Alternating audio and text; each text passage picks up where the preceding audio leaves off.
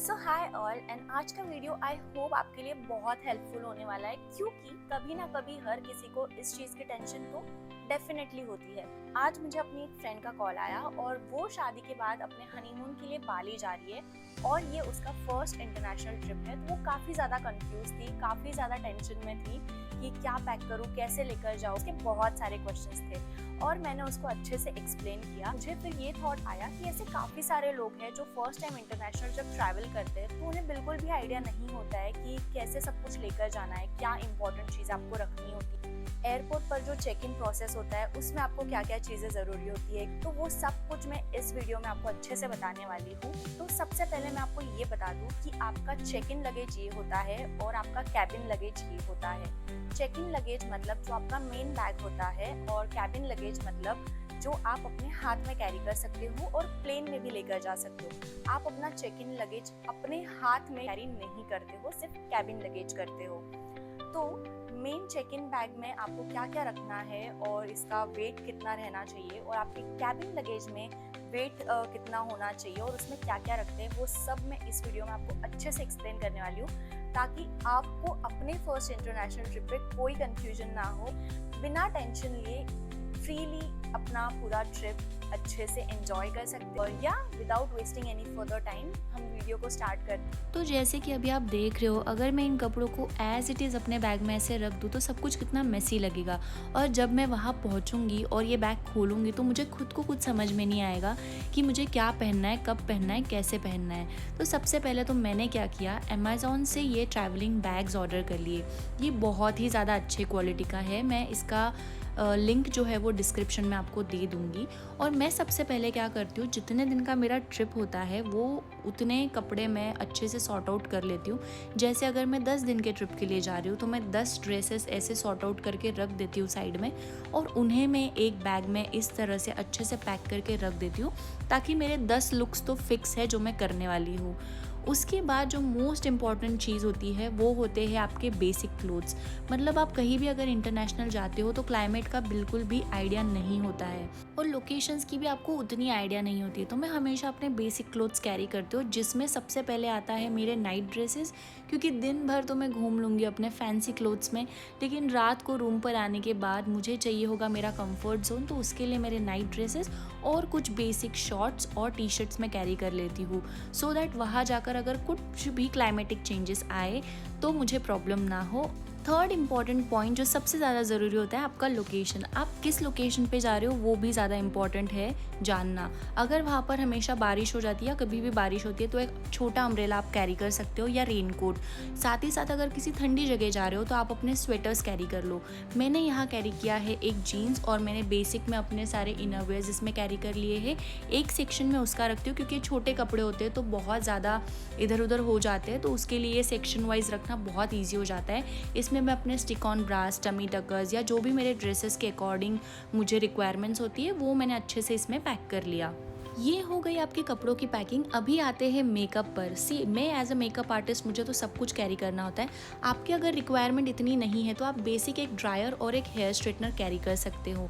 मैंने इसमें अपने डायसन के थोड़े बहुत इक्विपमेंट्स ले लिए हैं और साथ ही साथ एक हेयर स्प्रे। और ज्वेलरी के लिए मैंने क्या किया है, एक अलग सा डिस्पोजल बैग मेरे पास था सवाना का, तो आप ऐसा कोई भी बैग ले सकते हो और अलग से अपना ज्वेलरी रखो, ताकि जब आप पूरा रेडी हो जाओ तो सिर्फ आप अपना ज्वेलरी पैकेट निकाल कर अच्छे से अपने सारे एक्सेसरीज पहन सकते हो और वो बिल्कुल भी मिक्स नहीं होते आपकी किसी और चीज़ में। सब कुछ ऑर्गेनाइज रहता है ना, तो आपको अपनी बैग खोलने में भी मज़ा आता है, क्योंकि आपको पता होता है आपने सब कुछ अच्छे से रखा हुआ है। ये देखो, मैं अपने हेयर एक्सटेंशंस या हेयर एक्सेसरीज भी ना सब कुछ अलग अलग रख रही हूँ, ताकि मुझे खुद को कोई जम्बलिंग ना हो। इसके बाद आपने बॉडी टेप्स भी लेने हैं, क्योंकि अगर आपके कुछ ड्रेसेस है जो थोड़े विजिबल है तो बॉडी टेप्स बहुत ज़्यादा अच्छे से काम करते हैं और आप ईजिली अपने ड्रेसेस को बिना किसी सेफ्टी पिन या ये वो लगाए अच्छे से कैरी कर सकते हो। इसके बाद मैंने और कुछ एक्सेसरीज लिए। नेल एक्सटेंशंस का जो मेरे पास पैकेट था स्टिक ऑन नेल एक्सटेंशंस, वो भी मैंने कैरी किया। इसके बाद सबसे इम्पॉर्टेंट चीज़ है आपका टॉयलेटरी बैग, जिसमें आएगा आपका toothbrush, face wash, shampoo, conditioners, razors, body wash. ये सब आपको छोटे छोटे कंटेनर्स में अगर आप पैक करते हो तो आपको बहुत ज़्यादा लाइट वेट रहेगा और ईजी टू कैरी रहेगा। इसका भी अगर आपको चाहिए तो मैं लिंक डिस्क्रिप्शन में दे दूँगी। और ये पाउच भी मैंने अलग से रेडी किया ताकि अगर इस पाउच को मैं अपने बाथरूम में लेकर जाऊँ, चाहे एयरपोर्ट पर चाहे होटल रूम पर, तो मैं ईजीली मुझे सब कुछ हर चीज़ का एक्सेस मिले।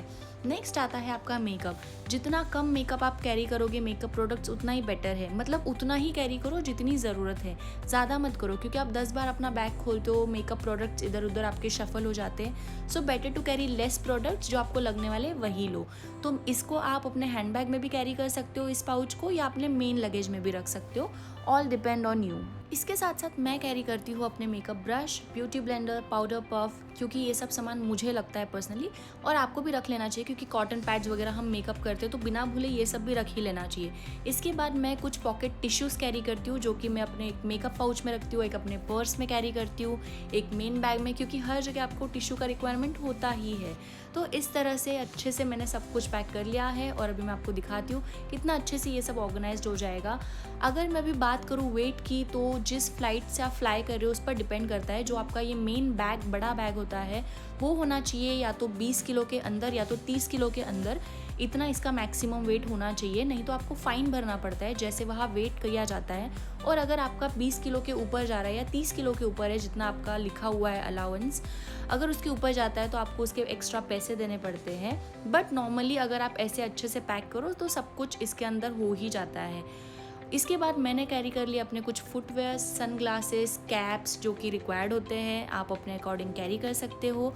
और देखो कितना अच्छे से सब कुछ एकदम वेल ऑर्गेनाइज्ड है और मुझे पता है कि मैंने किस चीज़ में क्या रखा है। तो ये बैग मैं अगर रोड पर भी खोलूँ तो भी मुझे पता होगा मुझे क्या चीज़ निकालनी है और वो किस चीज़ में रखी हुई है। तो इतना अच्छे से सब कुछ अरेंज हो जाता है। और इसी तरह से मेरा main check in luggage ready है और अभी आते हैं कैबिन लगेज में, जिसे मैं अपने हाथ में कैरी करूँगी। तो ये मैंने ऐसा क्यूट सा पाउच ऑर्डर किया है अमेज़ॉन से, जिसका लिंक मैं आपको दे दूँगी। इसमें क्या है, अलग अलग कंपार्टमेंट्स है। तो इसमें मैंने एक साइड अपने पासपोर्ट्स रख दिए, मेरे फ़ोन चार्जर्स रख दिए, उसके बाद पावर बैंक आपका बहुत ज़्यादा ज़रूरी होता है अगर आप इंटरनेशनल ट्रैवल कर रहे हो, तो पावर बैंक लेना बिल्कुल भी ना भूलें। और क्या होता है, जब आप चेक इन करने जाते हो फ्लाइट में, तो आपको आपके सारे इलेक्ट्रॉनिक्स आइटम्स निकाल कर रखने होते हैं एक ट्रे में। तो बेसिकली वहाँ अलग अलग सब कुछ निकाल कर रखना, सारे वायर्स वगैरह, उससे अच्छा बढ़िया है कि आप ये पाउच निकालो और उस ट्रे में रख दो, ताकि आपका चेक इन ईजी हो जाए और आपको बिल्कुल भी तामझाम ना करना पड़े अलग अलग। और ये देखो, जो अभी मैं अपने कैबिन लगेज में कैरी करने वाली हूँ, मतलब कि अपने पर्स में, वो सामान मैं आपको यहाँ दिखा रही हूँ। तो आप अच्छे से इन्हें देख लो।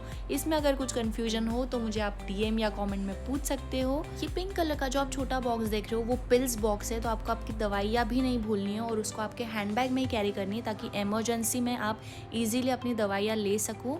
तो वो छोटा जो पिंक बॉक्स है वो एक मिनी पिल बॉक्स है, जिसका अगर आपको चाहिए तो मैं लिंक दे दूँगी। इसके बाद आपकी international currency, for a safer side मैंने कुछ प्रोटीन बार्स और थेपलास कैरी कर लिए हैं, बिकॉज यू नेवर नो आपको कहीं का टेस्ट पसंद आए नहीं आए। सम च्युइंगम, हैप्पीडेंट, इसके बाद पॉकेट टिश्यू, सैनिटरी पैड्स, और ये सब अच्छे से मैंने कैरी किया है। जो आपका मेन चेक इन लगेज होता है उसमें आप कोई भी इलेक्ट्रॉनिक आइटम कैरी नहीं कर सकते हो, इसलिए जो भी कैरी करना है आपका मेन कैबिन लगेज में ही करना है। और देखो सब कुछ कितना वेल ऑर्गेनाइज अच्छे से पैक हो गया। स्टिल मेरे बैग में काफ़ी सारा स्पेस है, ताकि अगर मैं उधर से भी कुछ शॉपिंग करूँ तो अच्छे से अपने बैग में सब कुछ ले सकूँ। उसके बाद सबसे इम्पॉर्टेंट होता है आपका स्लीपिंग पिलो, क्योंकि ये बहुत ही ज़्यादा काम आता है आपके पूरे ट्रैवलिंग में, तो इसे लेना बिल्कुल ना भूले। और ये देखो, दोनों ही बैग अच्छे से रेडी हो गए हैं एकदम। तो अगर ये वीडियो आपको पसंद आई है तो वीडियो को लाइक कीजिए, चैनल को सब्सक्राइब कीजिए and don't forget to comment. Thanks for watching.